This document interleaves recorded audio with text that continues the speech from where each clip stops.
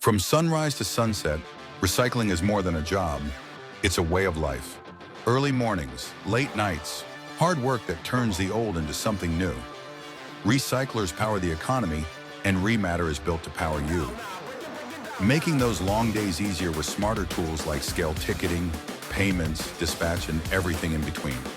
We bring it all together so you can focus on what matters most, growing your business and serving your community. Driven by the spirit of recyclers everywhere. ReMatter. Built for recycling. Built for you.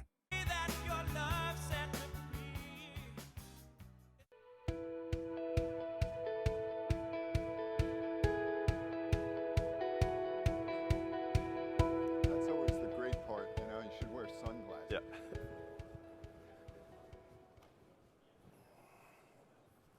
So, I am very pleased to have these gentlemen, experts in their fields, to relate their views on this topic. Now, I'm not going to recite their bios, because again, we don't have much time, but you can find all that on the website. So, let's get going. I must admit that this year feels like one of those turning points. And as my favorite philosopher said, the future just ain't what it used to be. My first question for each panelist is, what are the 2 or 3 most important obstacles and opportunities in your respective industries as they relate to recycling and sustainability? And I'm going to ask Stephen to start us off. Thank you, Bill. So a couple of months ago, I got contacted and said, listen, would you like to present on a panel, spotlight on Ferrous at the ReMA conference? I thought, sure, my old mate Bill was going to be moderator. I thought, yeah, sure, that sounds like a great topic. It's quite broad. I can speak about a number of things.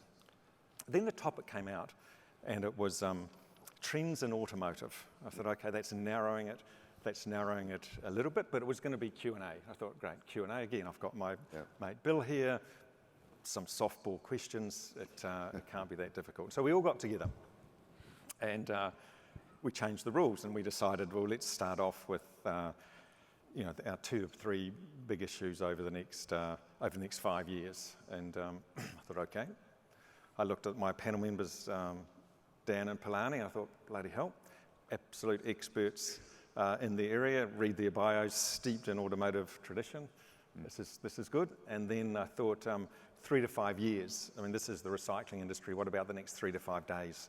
Because that kind of seems to be where we are a lot of the time. But it is good. Look, it is good to, I think, sit back and reflect on some longer term stuff. So we've got lots of issues over the next 3 to 5 years, but here's 3 that I've chosen, and they're loosely connected to the concept of the automotive industry. The first one I want to talk about is fires, social license to operate lithium-ion batteries. There's my loose connection. EVs use lithium-ion batteries. There's a very loose connection. Somewhat ironically, though, the problem we have and the problem we're going to have, it's got nothing to do with electric vehicles. I mean, electric vehicles, the reality is that they are well documented, well processed. How we ultimately dismantle them will be subject to many, many protocols. And I've got absolutely no doubt that we're not going to have risks in the recycling industry from fires, from batteries, from electric vehicles. Where we do are those tiny little small batteries, right up to maybe, a 20-volt battery you have in your electric mower. And they find their way into our streams and they create havoc. I'm just going to give a very short example. We have a facility at Automotive in New Zealand, in Auckland. We had a fire started by a battery, and we didn't keep it under control. It got out of control, and as you know, fires in shredder in-feed, they're very intense, lots of black smoke. And what happened with us is that black smoke went into a control centre for the whole Auckland rail system just down the road. That control room had to be evacuated, and we effectively shut down the entire Auckland train system during rush hour. People were a little angry over that. And that's my point, is that we are, I guess in many ways, we are the face of the fires. We are the face of the social license to do this. And we're not going to be able to stop that.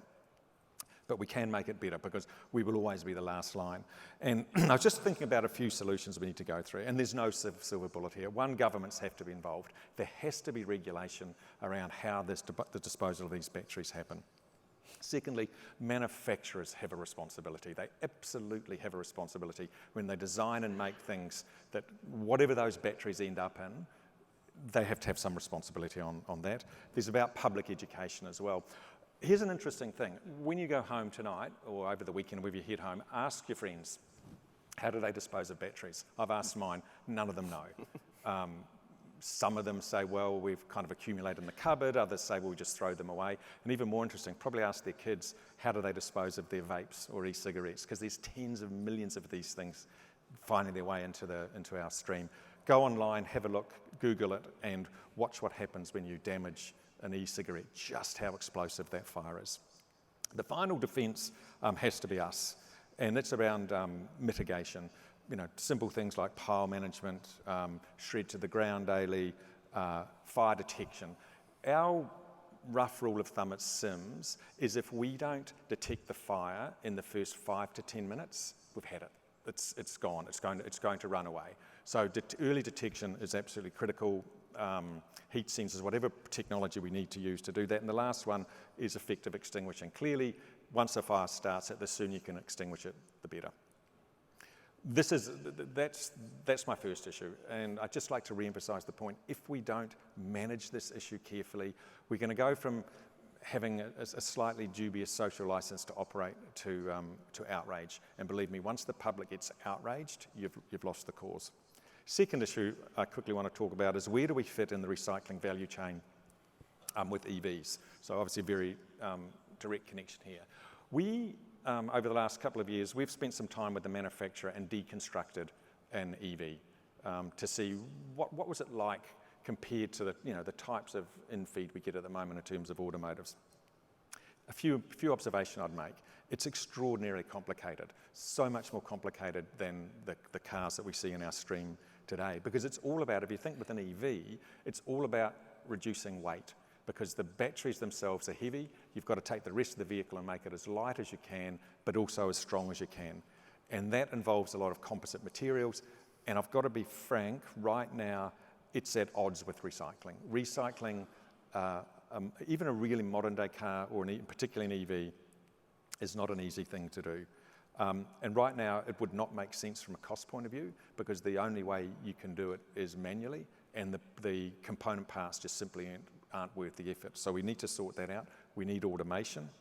But we must participate in an industry. We've got to participate in the ultimate recycling of EVs, because if you think the most logical time to dismantle a vehicle is when you're taking out the battery. That's where your fixed costs are, the most logical time. My last point on this, it's still probably 8 to 10 years away.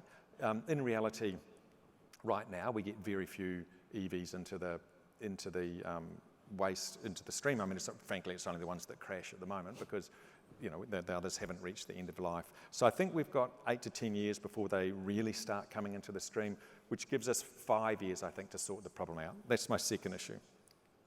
The third issue, before I hand on, is how do we meet the increasing quality demands of our customers? The link here, I think, is, and this is the last time I'm going to mention tariffs, because it will take us down a path which we don't want to go. But in theory, tariffs are going to drive more car production here in the US, more requirement for flat products. EAFs are becoming more and more dominant. I think over the next period of time, EAFs will absolutely replace the remaining BOFs there are here. So how do we meet that increasing demand? Because right now, I guess the main solution would be prime scrap, but ultimately there's going to be insufficient prime scrap if EAFs are going to genuinely produce a lot of flat product.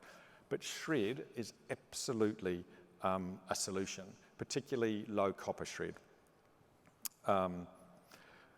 We've actually done quite a lot of experimentation on producing low copper shred, so let me give you a couple of keys to meeting that need. Firstly, I guess somewhat boringly, it's about the in-feed, making sure you sort the in-feed. It's a bit like getting batteries out of the waste stream. You've got to get as much out as you can. It may even be the metallurgical content of rebar. Rebar has a lot of copper in it, separating it as much as you can of that at the very beginning. And what that then allows you to do, it allows your downstream technology to do what it does best, and that is sort it. What I can say on my final point here, the product is excellent. We are producing an ultra low copper shred now, which is absolutely capable of going into an EAF and producing good quality flat product for the automotive industry. So my final point on this before I hand back to you, Bill, is that this one in particular, I see this as a massive opportunity. We should be part of the solution. The industry needs it. It's what we're good at. It's what we've been doing as an industry for decades and decades. And it's really just tweaking what we do to produce that high quality product. So Bill, those are my three issues. Excellent. Thank you, Stephen. Palani, would you like to go next? Yes, sure. Thank you for the opportunity. Me being engineer by training, I brought some slides. Hopefully a visual will help you guys up. So if you could have the slides up on the screen, it would be great. So actually, this is a really great opportunity now in automotive industry. It's never been this exciting before. So many things happening at the same time. So you can see on the left-hand side, to add to what we started the conversation on, it shows on the left-hand side, like in the global sales for the different powertrain, like battery electric vehicles, you have hybrids, you have plug-in and fuel cell vehicles. It shows there that every area, the sales is increasing. And you can see on the top right, it shows year-over-year change over the last 6 or 7 years, and the amount of electrification is increasing significantly. So what does it mean for the audience here is that a lot of these vehicles which are being built will come to your dismantling facilities down the road, and you have to be prepared for it. So from Toyota perspective, we have the same philosophy that we want to get to carbon neutral. For that, we want to provide customers opportunity with multi-path strategy of different powertrains. And then this leads to sustainable products and also sustainable manufacturing practice and supply chains. And I have about 5 slides. I'll connect the whole story together. So what does that mean is that, okay, now we have different powertrains. Is the powertrains enough? But actually, a lot of OEMs have set a lot of different targets on where they want to be and where they want to go to. And for example, on the left-hand side, you could see, my left, you could see that it shows the targets we have set. For example, by 2030 compared to 2019, we want to reduce CO2 or greenhouse gas by 33% and 50% by 2035. So, okay, so what does the targets mean? Now, the targets leads to what is on the right-hand side, like where does the greenhouse gas come from? And it comes from 2 main sources. If we look at circle 1, which is the obvious one, all of you guys know about it. This is from the tailpipe and the electricity, production of electricity, which is used for charging your vehicles, which is actually a significant amount, like 70%. But the second main item is actually the parts which are being purchased or built to go into the car, which is nearly 20%. And this is where kind of all of this discussion is going to go towards, and why what we do is so important for the parts and material. For number 1, we are using the multi-product strategy. We are letting customers with different powertrains, so let the customer choose what they want to help us achieve there. For example, we have 30 electrified vehicles as of last year, and that contributes to 43.1% of the sales. So that is working towards the 70%, or circle 1, which is the tailpipe and the electricity used. But most importantly, what I want to talk today about is the circle 2, which is the parts and material. So if we could reduce the CO2 or greenhouse gas when we make the parts, then it'll make the whole circular economy even better. So what does that mean? What can we do? And linking it back to Ferrous, the pie chart shows like the amount of materials in the car by weight, for example. It shows the data from 2018 to 2023, and you can see that it actually hasn't changed. Even though we have electrified to 43.1% of our vehicles, Steel is still 65% of what our vehicle is when it was 2018 to 2023. And there is a reason for that, followed by aluminum. So what does that mean? Like, if steel is the main item, how much does steel contribute to greenhouse gas? You can see on the bar chart, steel is actually a great material. We may not have looked at it this way. It's great because, number one, you can look at the CO2 emitted in terms of kgs of CO2 per kg of material, and steel is actually awesome. If you look at the bar chart, it's one of the lowest, significantly lower than other materials. The second one, which is great, is it's actually easy as a dismantler to separate them, collect them, reuse them, and it's about 90% plus of the steel is actually reused, goes back into the cycle. So we love steel. We'll continue to use steel because of those reasons. Then what does it mean for circular economy? So to kind of summarize, we want to reduce greenhouse gas in terms of parts and material. For parts and material, steel is the main material used in the car, and it's like really good in terms of recyclability, but we can reduce CO2 even further instead of taking the material from the earth if we could reuse it. So that's what this particular slide talks about us. We are partnering with everybody at end of life, all the way from collecting the vehicle, dismantling the vehicle, sorting them, recovering the material, reusing it in our new parts. And if we do this together, then we can even reduce the 20% part to a very small number. And that's our main goal for the next decade, is to continue to do that. And on the right-hand side, just to give you an example, okay, we talked about concepts, but how does it work in real life? And here I have an example on the right-hand side. Like, Toyota has been selling Priuses for 25 years, so we are used to these vehicles coming to end of life. So you can see that when the batteries come to our dealerships, we have partnership with a few different companies.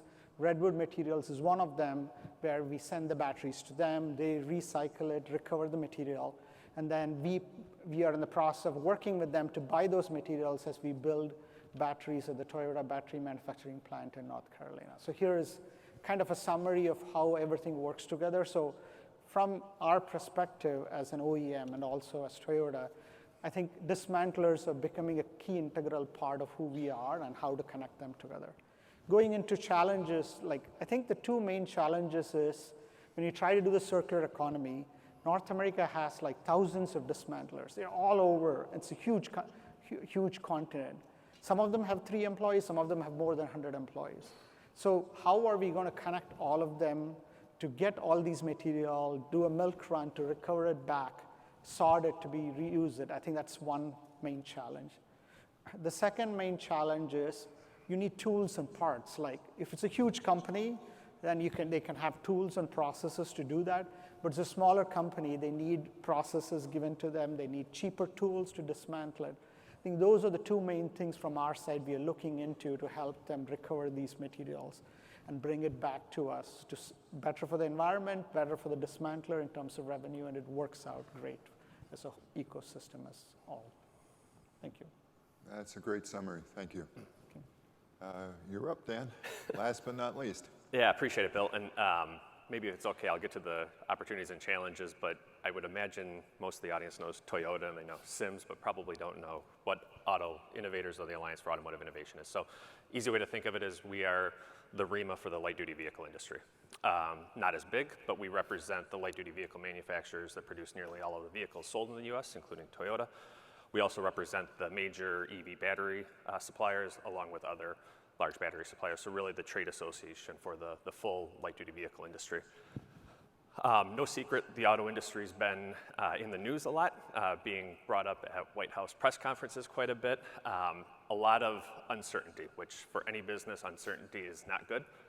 I'm going to focus on some of the challenges around the greenhouse gas and emissions regulations that some of what Palani alluded to, and some of the uncertainty and challenges that we face here, and then try to bring that back to EVs and recycling. So you may or may not be aware, but there's federal emissions regulations that are set to go into effect for model year 2027 vehicles, which for the auto industry is next year, that would require about 50% of EVs of sales to be electric by 2030.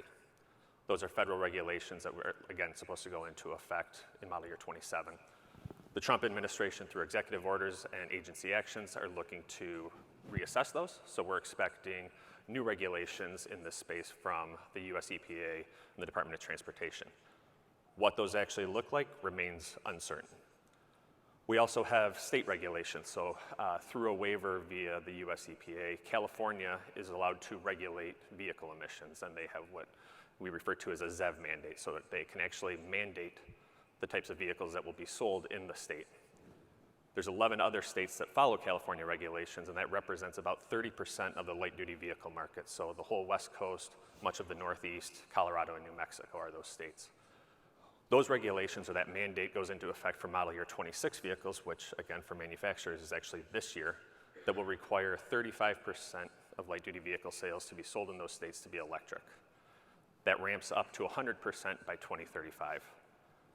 US Congress is in the process of assessing potentially repealing it. A bill has passed the House of Representatives and is now at the Senate to potentially revoke that waiver that grants California and those states the ability to reinforce. If that doesn't go through, which it does face an uphill battle in the Senate, we expect that the Trump administration, through rulemaking with the US EPA, will revoke that waiver. What that then looks like also remains uncertain. And I should be clear, as we're talking about this, it probably sounds like I've got a bad taste for electric vehicles, but that's not the case at all. The automotive industry is committed to electrification, but we're also committed to not getting ahead of our customers. So we are committed to that, but what that pace looks like, or what that time frame is where we get to that advanced electrification, is not maybe what many of us thought even just as recently as a couple years ago. So we need to still continue to push that, but make sure that we're not getting too far ahead of the customer and potentially negatively impacting all customers. So when we talk about that pace, there's a lot of things that go into factor. One, unfortunately, electric vehicles have become political. That was a factor that I never thought choosing the powertrain for your vehicle was a political choice, but it seems like it has recently. But there's necessary conditions that need to be in place. One, obviously, charging infrastructure, cost of the vehicle, and then access to critical minerals and supply chains. And that's what I'd like to kind of focus on in the reason for this conversation from my point of view. You know, there's great opportunity with domestic EV battery recycling, right? There's limited critical minerals that need to be used in electric vehicle batteries. Most of those critical minerals pass through nations, many of them that are adversarial. So if there's an opportunity to make those critical minerals available domestically, the auto industry is all in on that.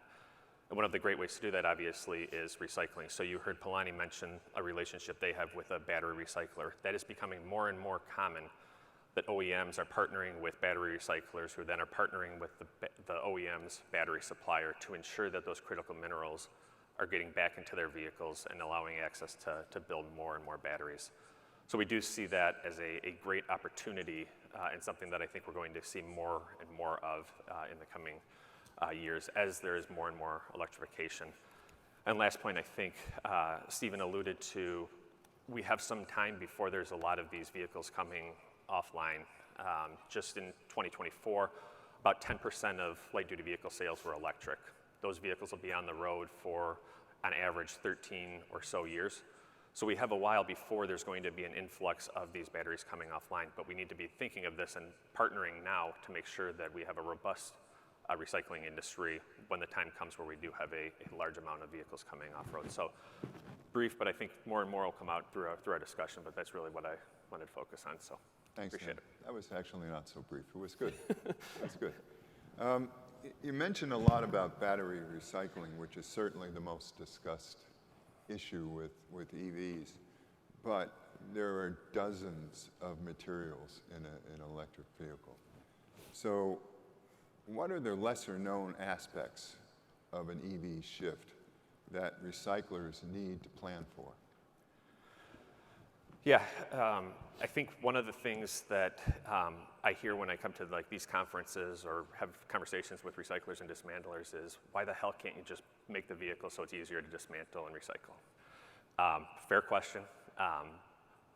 And I think that is something that automakers are taking into account, but one thing that you have to remember is there is a lot of factors that go into the design and build of a vehicle, right? You're designing for safety, you're designing to meet regulations, so you're looking for ways to bring out weight, which sometimes includes welding, which I know for this industry is a bit of a pain point. So there's a lot of those factors that are going in, but I can assure that as manufacturers are building out their bill of materials and building out what the processes for their vehicles, design for recycling and design for serviceability is a factor. At times there are just other factors that come into play that make that more and more challenging to actually be helpful to this industry. Mike, can I chime in there as well? Of course. Just on, because I agree, our experience, like I'm going to go a little bit, our experience we had when we were dismantling the electric vehicle, it was over in Europe actually, was exactly what you said. It is, like, I'll give you some really just simple practical examples is, 5,000 and 6,000 aluminium was either welded together or glued together, I can't remember it, and that's it, then that's kind of as a product that finishes at that point. So I agree that the only way we're going to sort this out, and we do have some time to do it, is some very practical discussions at the coalface around what is a better way to dismantle a vehicle, and therefore what is a better way to construct it. I think if we see, nothing good can come of not talking. It's, to me, over the coming years, it's up to us as an industry and the automobile industry to really figure out practical ways of optimizing the recycling, because right now, if a whole bunch of these things just magically appeared into our inflows, we by and large couldn't deal. Well, what would happen is so much more of the potentially recyclable product would end up in landfill, and that's not a good outcome for anyone. Thanks, Stephen. Palani, do you have any comments on that? Yeah, I can add to both of the comments. Yeah, we have been recently talking to a lot of dismantlers to see like what challenges you're facing. You alluded to like taking it apart and how to make it design convenient. So while talking to them, what we realized, there are a few things. One is like each vehicle is different, and they're getting vehicles from different manufacturers into the yard, and so they need to figure out how to dismantle them.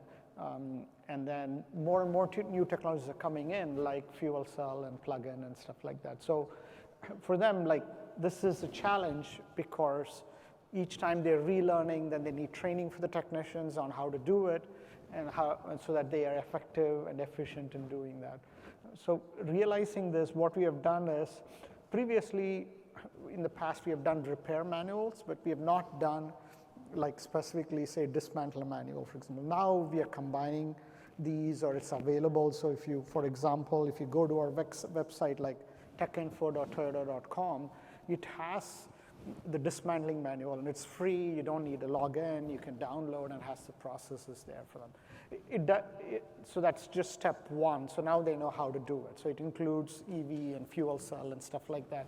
So you don't have to think about it later. I think the second challenge is the cost of the tools. Like, for example, if I'm a dismantler, if I'm a large dismantler, maybe it's okay. But even for a large dismantler, they might have, in California, maybe 20 to 40 dismantling locations. And they can't, every location, have all the training and tools required, which is needed to dismantle them effectively. So we are looking into developing low-cost tools so that so the tools required for kind of say disassemble and assemble something back needs to be more precise, it's repeatable, so there's no field issue, warranty or quality issues. But dismantling tools don't have to have the same requirements as like a maintenance tool. So we are now working with dismantlers to develop these tools and provide them at low cost at our website. So this allows dismantlers to not only use those tools, but do it kind of efficiently and quickly to make their life better. And we have to continue to grow that as new EVs come in, new fuel cell vehicles come into the market. And we're using like the standard website, Toyota Tools and Equipment.com, to do that. We're going to continue to provide much larger amount of these going forward. Good, thanks. As a corollary to that, I mean, my understanding is to recover all the dozens of materials that are contained in an EV is much more expensive than the actual material that is dismantled is worth. So how does that gap get bridged over the next 5, 10 years? Anybody want to try that one? Maybe I can start from. Happy for you to start, Palani. Yeah.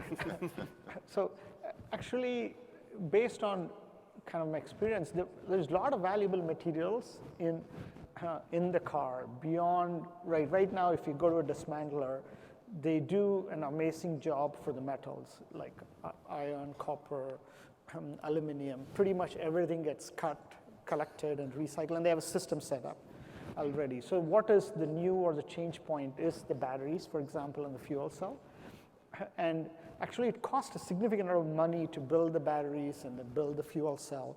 There's a lot of rare earth materials in there, including like the magnets and the motor and stuff like that. I think I would kind of rephrase the question, instead of saying, is there valuable items, actually significant amount of valuable items. And from OEM perspective like us, we are trying to meet a lot of our demand for circular economy. So we are actually working hard to recover and pull the materials from the dismantler. I think the challenge would be is, how do you efficiently separate the first dismantler from the car, then break it open, and then remove the valuable material so it's cheaper to ship across to the person who can process it. I think that's where the automation, the resources, the process, I think is needed. And as not only us, but everybody has like a recycled ratio target, which is increasing every year. And to achieve the carbon neutrality, most of the recycled material is 70 to 90% less CO2. So we are actually ready to lend a hand, saying we are ready to take it. And also we are ready to partner with the dismantlers to make it kind of efficient for them. Okay. Right. I may be in, do you have? Yeah, I just want maybe a couple of things. I think I'd have two further comments on that. One is, I do have belief that necessity is the mother of invention. I do think that holds true. And the second point I'd make is we're a for-profit industry. So when you put those two together, if the economic drivers are there, the innovation will come through. I don't know what it's going to be, but I mean, everyone in this audience has seen the extraordinary change in innovation and automation and the technology we use now post-shredding. You'd think basically the more we liberate something, the more we can use technology to ultimately get out the valuable parts. And right now, we're, the three big ones, obviously, ferrous, copper, and aluminium. We've got really good as an industry as pulling those out of the waste stream. I don't think it's blind faith, maybe it is, but I do think that if the profit motive is there, the automation and detection will happen over the next period of time, and we do have, we have at least 5 to 7 years for that to come around, and ultimately it will follow the money. Yeah. I would just say that I think both great points. I do think that some of that collaboration, you're seeing even the auto industry investing in some recyclers and things like that help before you get to scalability, provide maybe that gap until the 5 to 7 years that Stephen referenced. I think you will see some instances where, whether it be state incentives or tax breaks that are trying to bring that industry to help stand it up before we get to that spot. I think there's times where that may be necessary as a bridge, whether that be a government loan or things like that there need to be assessed and see if there's a need on a kind of a case-by-case basis, I think. I may be incorrect about this, but my understanding, and I forget, Palani or you, Dan, mentioned what was going on in the EU. So my understanding is the dismantlers / recyclers are working on a cost-plus basis. So the end consumer is paying more than they should, right? So to me, that only means that there's got to be some governmental help, some subsidies. I mean, I may be wrong, but I think I'm not. So do you see government intervention or help or the necessity for subsidies in the U.S.? So I think if you look at what the EU is doing with the battery directive and the battery regulation, I think in those instances where you're regulating via what we call carrot and stick, when you're regulating with the stick without a carrot or incentives, you have an opportunity for failure. If the U.S. was to look at something like that without having the necessary incentives in place, I think you could see failure of that market, or limiting innovation and hindering opportunities for new entrants to come into that market. So if you have the regulation without incentives in place before there's scalability, I think you have a recipe for failure. Yeah, I would agree with that. Palani, you might have some insight into that. It's not my area of expertise, but what I could say is that it's as North America, we are like kind of very spread out and significantly farther away, and a lot of small like dismantlers. I think one of the main challenges would be is like how do we incentivize each of the smaller dismantlers, for example, to produce high quality scrap. When I say high quality scrap, is you have if you don't mix different materials or different types of materials together, and then you build up enough volume to do a milk run to go pick it up. So how do we make that happen? If it's a small country and there's like 10 main dismantling locations, it's pretty easy to bring it and then move it to different locations. But since we are spread out in so many different organizations, we have to figure out logistically and what does it make in economic sense to make it effective throughout the whole locations. You okay? I have no further views to add on that one. Good. All right, so Palani, how do you see the role of ferrous materials evolving as automakers shift to more and more advanced materials? I mean, you did mention that ferrous is a very important part, but do you see that continuing? Yeah, and so I can elaborate on that. Maybe initially when I reviewed the slide, I mentioned I actually went back and looked at how much steel we're using per vehicle in terms of kgs. It actually has not changed significantly in the last 10 years or so for us. So we still at 65%. And the reason is that this is like, you can make it very strong, less CO2 to make the steel. It's easy to separate it in the dismantle yard to recover it back, and you can remelt it and then use it again. And if you remelt it with renewable energy, for example, almost there's no CO2 to reuse it again. So as automotive, even though a lot of these materials are evolving, I think it's hard to beat ferrous for all the things that I mentioned. So the powertrains will change based on what are the requirements coming up and what the customers want. But I don't see eminent competitor for ferrous at the moment because of the cost, the less CO2, the recyclability, easy to separate it, easily available. You can transport across states, you can transport it easily over public highways without any restrictions. So it's a great material, and I think the ferrous will have great future going forward. That's from my perspective. All right, thanks. So how do you see OEMs and recyclers really working together? I mean, what is the plan for that? So that in the future we'll be able to manage full or close to full, recycling of all or reuse of all the materials. Yeah, so I think looking at it from what are the change points, I think, is the additional amount of three things coming into dismantlers going forward. One is lithium-ion batteries, for example, and you have fuel cell stacks. Our approach is dual path, both hydrogen and EV, and then the tanks, which are, for example, composites, which are much stronger and different from the materials coming in there. So if you look at it, you can see signs everywhere, and we have been doing some of these, and we have to multiply this at a much faster rate. The two relationship we have, for example, is since we have been selling Priuses for 25 years, so they have been coming back to end of life. So we have, from 2010, we have partnered with KBI to recover the batteries from Prius to be able to recycle it. Now for lithium, we have signed 2 partnerships on the West Coast with Redwood and on the East Coast, I think with Cyclic, to be able to take the battery, send it to them, they process it and then send it back to our manufacturing plant. So what I would like to say is technology-wise, this is feasible. We just need to ratchet it up at a much, much faster faster and a larger volume.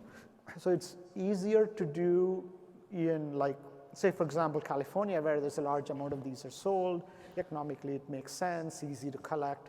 As we spread this like throughout North America, then we got to figure out how to logistically make it work and then transport. So technology is there, we have already made partnerships, we know it works. Now it's the exponential increase on repeatability and efficiency is what would be the biggest challenge going forward. So in general, you see the percentage of steel or aluminum and copper not really changing very much overall? Yeah, Decade? Yes, overall I think it'll continue to be around 75% in terms of mass. Talking about in terms of mass. But in terms of value of the car, the batteries are a significant cost, the fuel cell are a significant cost. And both of them, for example, have like rare earth elements which are critical and they are expensive right now. So if you take about a fuel cell, there is like lots of like rare earth materials in the cells which converts hydrogen into electricity. And similarly for lithium batteries also you have these two or three rare earth elements.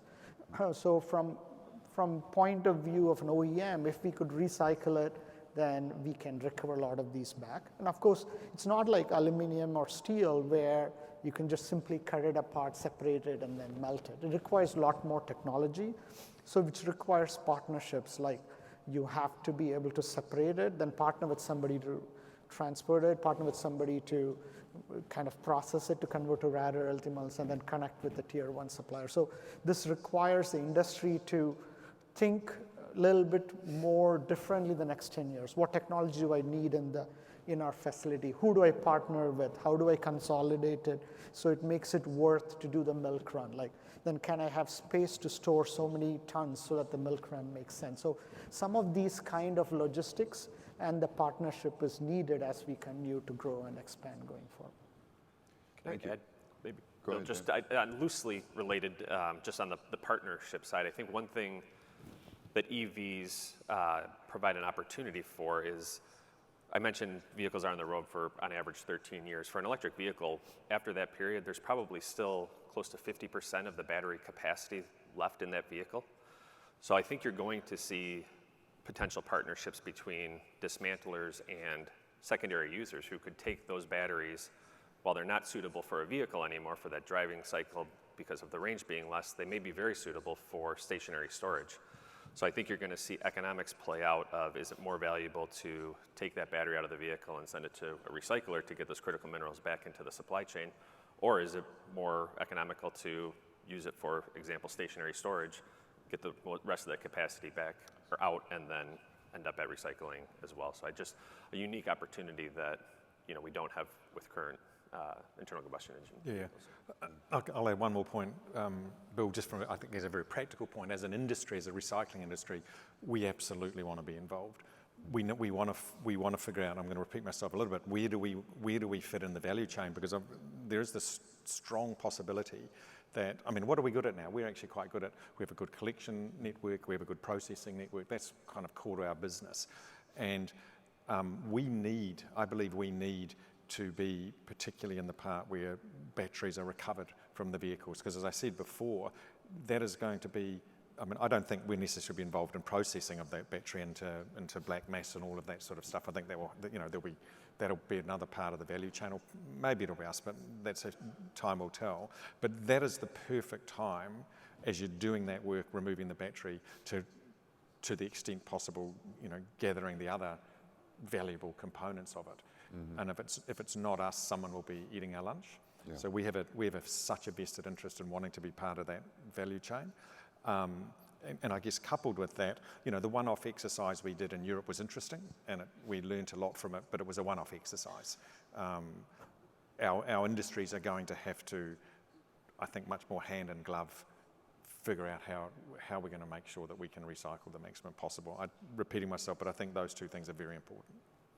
At the risk of asking the same question in a different way, although I think it's a valid one. So as vehicles designs evolve with lighter materials, electrification, composites, are you really planning for recyclability and end-of-life recovery at this time. I think in the past there was no consideration, but is that started at this point? So that you're designing with the recyclability and the physical limitations and economic realities of the recycler or dismantler. Yeah, maybe I can give general, and Palani might be able to give more examples. But yes, the short answer is yes. That is a consideration that goes into the design of the vehicle. As I think I mentioned, there's a lot of factors that also go into that, though, and product developers have to weigh those factors as they're further designing. But I think, as Palani alluded to, with some of the goals that companies have set, design for recyclability, design for services, design for dismantling, that all is playing a role in the actual design. But again, those are weighing on lightweighting, emission standards, things like that have to also, safety, that have to also play a role. I don't know if there's... Yeah, I can add to that. I think this shift is not just would like to, I think this is needed. I don't think we can do without this shift. Yeah. And I think for us, we started a new global project called 100 Dismantler Project, where we are picking like dismantlers around the world to partner with to understand, because we as an OEM are really good at kind of designing for high quality and durability, but we have not been in that industry in the past. So part of this 100 Dismantler project is that when we work closely with the partners first is to understand kind of what the challenges are. And then from our side, we are looking at not only like the manuals and the tools, but also how to do it kind of efficiently and effectively. And we are learning a lot by partnering with them. Even in the US, for example, we are now in the process of connecting with dismantlers. And one of the things we have learned is sometimes when you design a product, like say a fuel cell or something, your focus has always been durability, long-term quality. It's kind of sustained for a long time, and it maintains all kinds of abuse and all kind of stuff going on. But then at the end of the life, it might be harder to recover a lot of these rare earth elements because they are built in such a way for durability, not just specifically for this. So through this 100 Dismantler project, we have picked few like ideal dismantlers, and we're working actually very closely down to part level and product level. And then we are making some tools to work with them to see, okay, can we do both? Can we design for high quality, but can we provide some tools to you so you can punch out some material or segregate them easily? Or we share with them the process, it's temperature based or humidity based, so easily separate these rare earth elements so they can use it. So more and more, I think instead of saying this or that, it has to be what customer needs, but also these. And we can't just do it by ourselves. We have to not only partner with dismantler, the logistics company, the raw material processing company. And as these vehicles come to end of life over the next 10 to 20 years, you would see a lot of these tools available in partnership, not only for the tools, but we sign contracts with them to recover a lot of these back. And that it makes that relationship win-win rather than being an afterthought. So it forces kind of change in behavior on both sides from it. Thank you. So this thought of recycling, right, and the ease, or making it easier too, I gather is a relatively new effort, right? So from design of the vehicle to getting on the road is 7 years or so. And then these vehicles will last another 15 years or so. So we're a couple of decades away from Stephen's group being able to understand and see the difference between recycling today and recycling at that point. Is that right? Basically? Yeah. I think the tip of the spear already has crossed. I think you're talking about 100% volume, but like if you look Prius, for example, we have been selling for 25 years, and we have relation with KBI already like in 2010 to do. So, and also you have sometimes vehicles not just end of life, but could be other reasons might come to the dismantler. And recently, yesterday I was talking to some of the dismantlers, and they have fuel cell vehicles, which we started 10, 15 years ago, starting to come back. for many reasons. So I think it's an exponential increase, and the first 10 or 15% maybe is already close to the market now or will be available, but gives us a breathing room to automate and accelerate the process by the time you're talking about 10, 15 years down the road. Yeah, makes sense. Change course a little bit.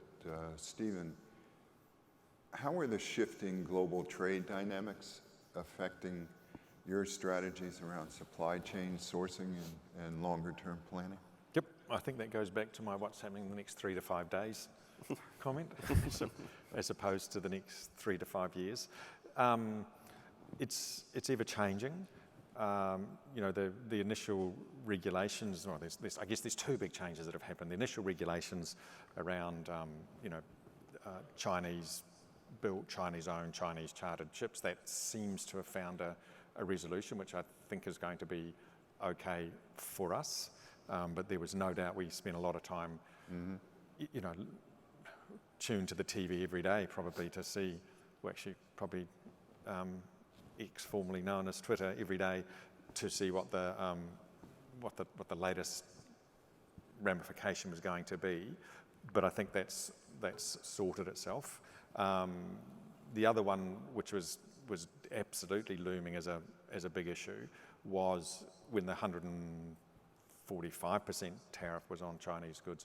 The amount of containers coming into the US was going to plummet dramatically, and clearly we still sell we sell a lot of product through containers, and so we were trying to figure out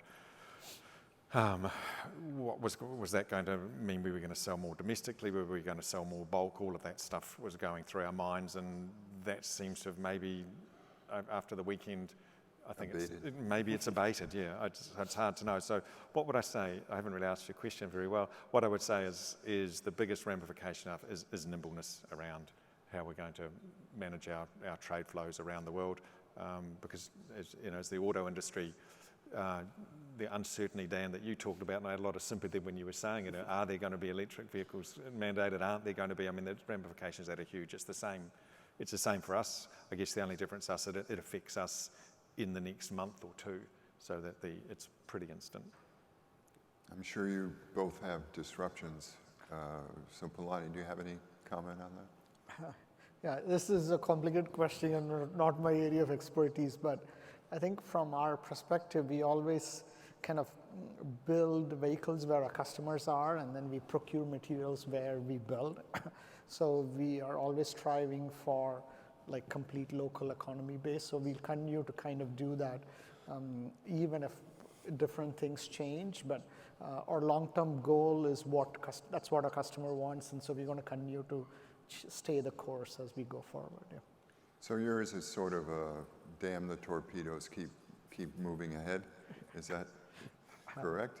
So from customer perspective, we just listen to what they want. We try to build what they want and support where we are locally, and that's our approach in the past and going forward as well.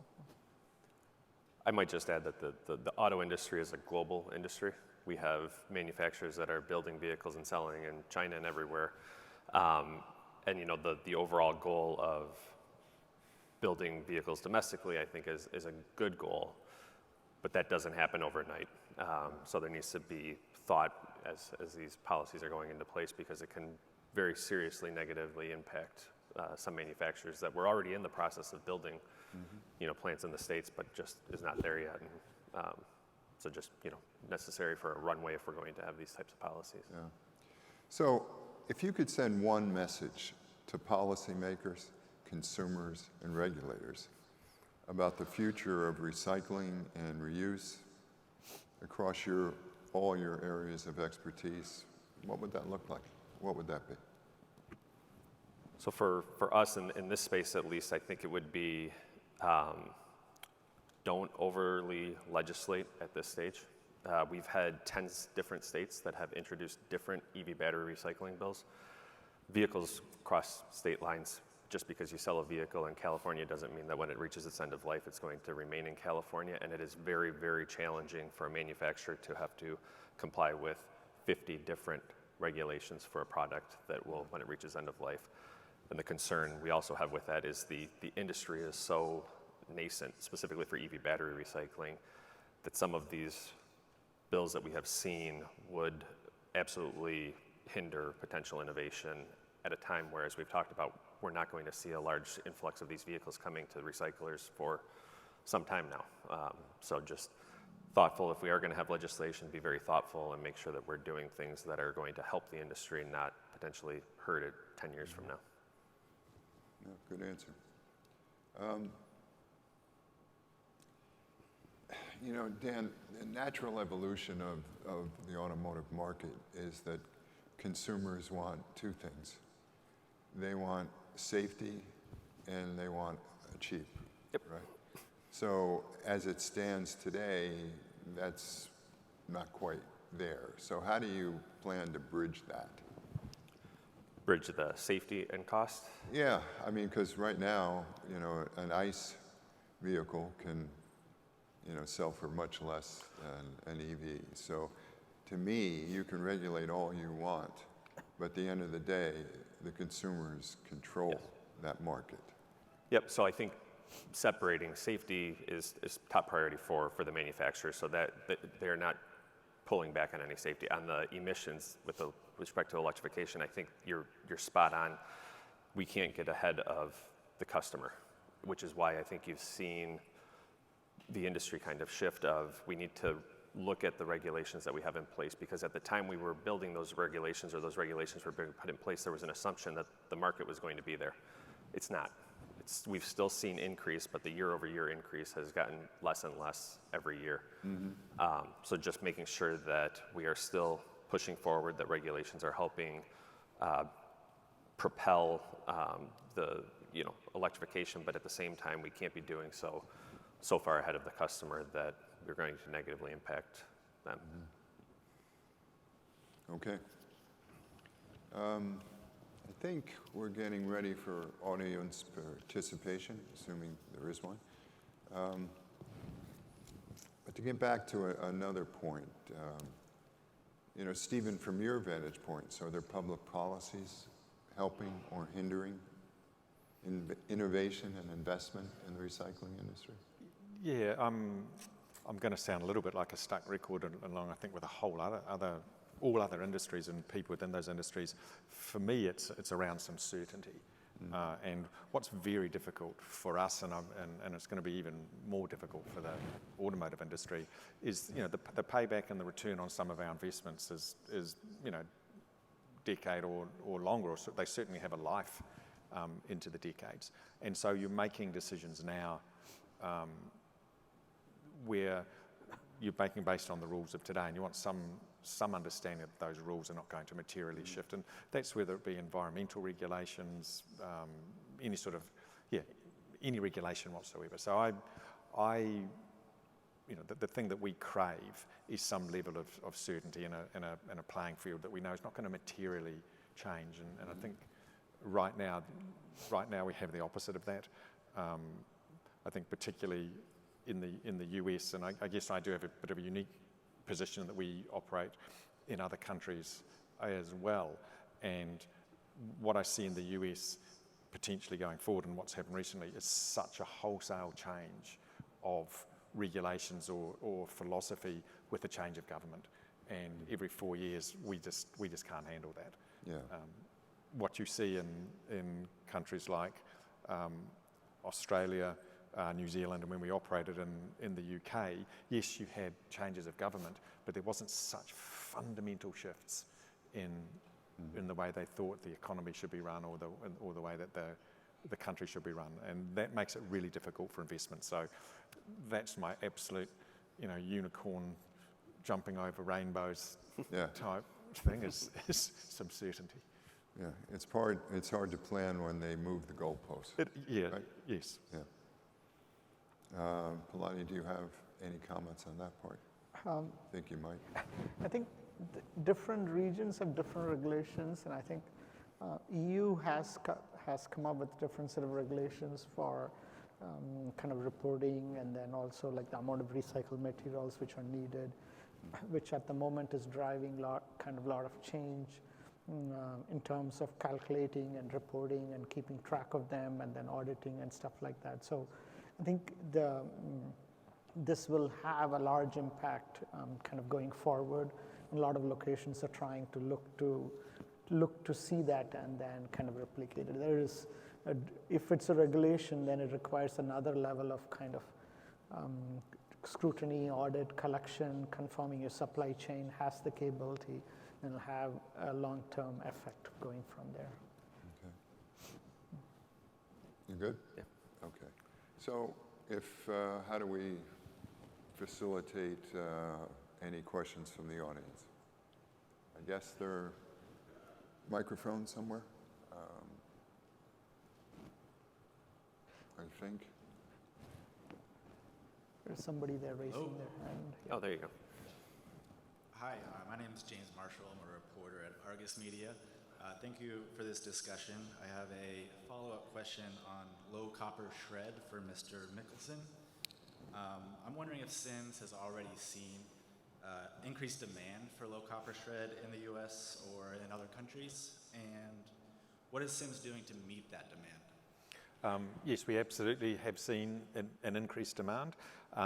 It's a little bit driven, actually maybe it's a mixture of increased demand and increased supply. So it's a little bit driven by, I guess, R&D work that we did to prove that we could produce an ultra low copper shred, and then I guess selling that in reasonable sized batches for the EAFs to test and see whether or not they were happy with the product. Yep, they are absolutely happy with the product. I think we're really right at the beginning of the journey now. We are investing more in technology to achieve that. We are investing more in our processes to achieve that. So my prediction, because I think by necessity it'll come about, my prediction is over the next 3 to 5 years, which we're focusing on, we will see a significant increase in low copper shred going into EAFs, particularly to produce the flat products that I talked about. If I could just follow up on that question.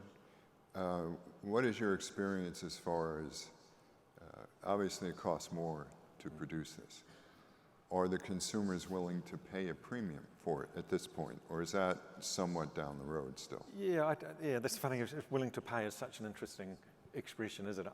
I think we are, so the short answer is yes, we are getting a premium for that product because it is a higher cost product to produce, but it's cheaper than the alternative. If you assume that prime scrap is, that it's limited. Your next one would be DRI, but DRI is more expensive than ultra low copper shred, and it obviously is not. It's not CO2 free. So, long answer, but yes, we are absolutely seeing a premium being willing to pay, which, from our point of view, is justifying the investment. Good. So it seems like no one else is acting a question, so maybe I could ask a question for Bill. For people that don't know, I think Bill has sold more export cargoes than probably any human being in the world. I'd love to hear your opinion on the market. We've talked a little bit about the amount of billets and bar that China's dumping in the market and how it's affected the market. And I'd love to hear your opinion and what do you think that's ever going to stop? And if the market can ever recover if they continue to dump that kind of tonnage on the market. Yeah, that's a great question. The last time we saw, why not? You can ask anything, George. I haven't had to answer any questions, so I might as well do it now. The last time this happened was in 15 and 16, where the Chinese just exported all their increased production or overproduction. It was devastating to our industry at the time. Fortunately, it lasted only a little bit less than 2 years. What got us out of that was huge government, influx of money towards capital equipment and housing. So they started to use more and more of their own production, and Chinese exports went down to around 60 million tons, 65 million tons, which is perfectly acceptable in the world, and prices can move up and down as they normally would on supply and demand. Obviously, billets are probably a scrap handlers or exporters' biggest competition. It's much bigger than local competition. When we're fighting for material or fighting for a sale or whatever, the biggest is billets. So this started again about a year ago, as the real estate business started to wane again. Unfortunately, I don't see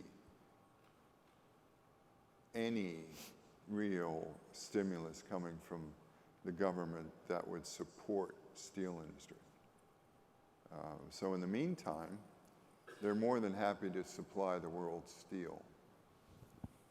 And you see government mills all over the world, let's just take Turkey for example, increasing more and more of imports of billets and slabs, which at the moment is the best economic plan you can do. But in the long run, it's destructive, because they'll wake up one day and they won't have a steel industry. They won't need the hot end. They'll just have, the semi-finished material or finished material. So the only way, other than a government stimulus, Chinese government stimulus, I don't see much of a change unless steelmakers worldwide realize how self-defeating this is and start to put barriers up against Chinese steel. In the meantime, we're going to be range-bound because of that phenomena of semi-finished, finished, and finished steel being exported everywhere. This year is running at about annualized 112 million, essentially 50% more than all the steel we make in the United States. And unfortunately, I don't really see that change right now. Maybe it lasts another year, and the only reason I say a year is it's far enough where I could be wrong and right. Nobody would remember, But for right now, I don't see much help, to be honest. So, of course, in the United States, it could be different. Domestic market could be extremely different. I'm more talking about international. But even then, George, this transshipment idea and what Trump is trying to do to prevent that is very important for our domestic steel industry. We can't let billets or slabs come in from China into Mexico and then get shipped as Mexican steel. Then we're defeating ourselves as well if we allow that to happen. Now, whether that be Canada or Mexico or wherever, that I think he is absolutely right in trying to change that. So, I don't know if that helps, but that's my thought. There must be another one somewhere. Good. Hi, good afternoon. This is a question for the panel in general. The whole notion of battery dismantling or battery dismantlers being a separate industry.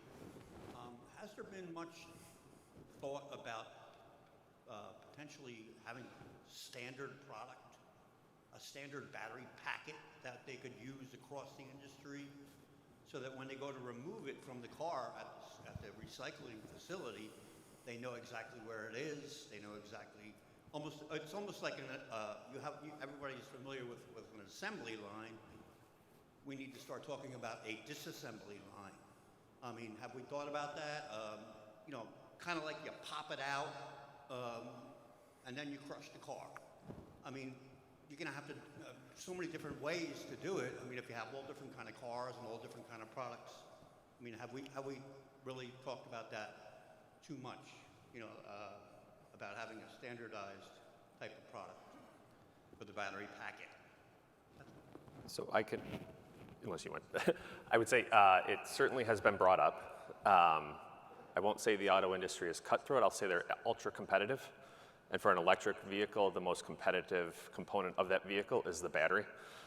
So manufacturers are looking for any way that they can get an extra couple miles out of that range. So it has been brought up. The industry views that as the competitive component within an electric vehicle. So there has not been desire to standardize design of that actual battery. They're, again, looking for any opportunity to get a couple more miles to have a longer range than their competitor might with the same battery technology. I don't know if that's... Yeah, I think it's a good answer. I think maybe your point is, I understand your point. It's a good question. Can it be a same design so every dismantler can use the same tool and then take it apart? Yeah, I think it makes the dismantler point of view very easy. They don't need to train them in 10 different types, and they don't need to have 10 different tools to do that. So I can understand kind of where you're coming from and where your questions are.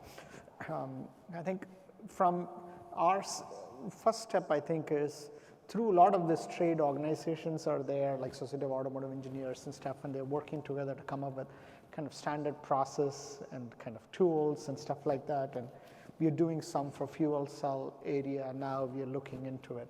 So I think this will evolve in that direction going forward. Yeah. But how do you get all the various different EVs from different companies to follow the same program? I mean, that's got to be insurmountable almost, right? Yeah, and I think that's what I was alluding to. It's just so competitive that looking for any opportunity to have a better battery, whether it be lower cost or more range than your competitor, that there's not a strong willingness to want to standardize that. And yeah, what I've heard it's kind of like asking. Yeah, sorry. go ahead. It's kind of like asking having every internal combustion engine to be the same because it would be easier to. It's not going to happen. Right. It's, yeah, it's competition. Yeah. It's the IP. It's not going to happen. It'd be much easier if for service if every engine was the same because you would have one manual. But that's not. Yeah. Yeah. Good analogy. Yeah. From what I've heard from shredders and dismantlers is that they're trying to get diagrams of where these batteries are and what else is there, and it's not the easiest to get from the manufacturers.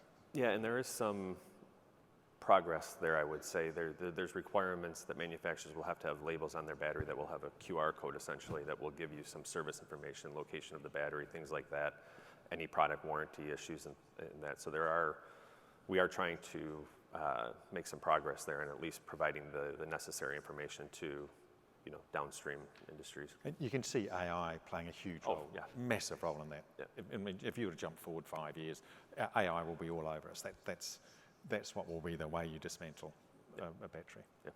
Makes sense. Yeah. We probably have one more question. We have time for one more. Go ahead. Hey, Bill. Thanks. And kudos to that perfect answer to George's original question. I just wanted to add on, it's not really so much a question, but just to expand on your point about the sort of overcapacity in China with respect to steel. So I think you're quite right, there's nothing coming on the demand side in terms of stimulus. I mean, like obviously you see the rate cuts sort of last week, which releases circa $1 billion RMB into the financial system. But I think the main point for this year and next will be supply discipline in terms of capacity reforms within China. Problem that we've got at the moment is that, George used the word dump. I think dump is, in terms of a textbook definition, is when they're selling it into a market below cost of production. So I think in many cases they're still marginally profitable. So that's why we're seeing such significant volumes coming out of China. But the China Iron and Steel Association, National Development Reform Commission, and the Ministry of Industry Information Technology all acknowledge publicly, very publicly, that there is an overcapacity issue within China. But the problem is how to try and sort of herd those cats in a direction of capacity reforms given that they're all still generally making money from the seaborne market. That's, that's one of the biggest issues that they have to overcome. And it's, sort of getting all of those 200, 300, 400 sort of steel producers nationally to try and sort of ask who's going to put their hand up to be first to cut capacity when they're still generally making money. So they've been very vocal about it on the state side, but like I say, it's herding cats in that direction. And who's going to be incentivized to cut capacity first, which is, I think, where we'll then break out of that range, as you say, once that sort of supply starts to constrict and relieve some pressure from the seaborne market. So definitely not on the demand side, but potentially on the supply side. I mean, if you look back to 2015, 2016, that's when they removed 100 million tons worth of induction furnace capacity, but they had to literally physically send inspection teams and supervisors to oversee the destruction of those furnaces for it actually to have an impact on the supply side. So, until we start seeing sort of the government mandate inspectors going out to the sites and to cut capacity, completely agree with what you're saying. It's, unfortunately, Chinese steel export volumes are here to stay until there's a government-mandated policy to cut capacity. No, I think what you're saying is quite true. I mean, to further George's question, another difference between 15, 16, and today is that in 15 and 16, the Chinese mills were losing money. I think in 16, the total was, for an industry, was around 12 billion US dollars. And the difference today is they're making money. Coking coal's down, iron ore is relatively cheap. So just on economics, they'll continue because they are making money. They weren't back then. I think we're at a close. I want to thank everybody for coming. There will be a survey that you will receive by email within the next few days, and if you have time, we'd appreciate you filling it out. But in any event, thank you all very much.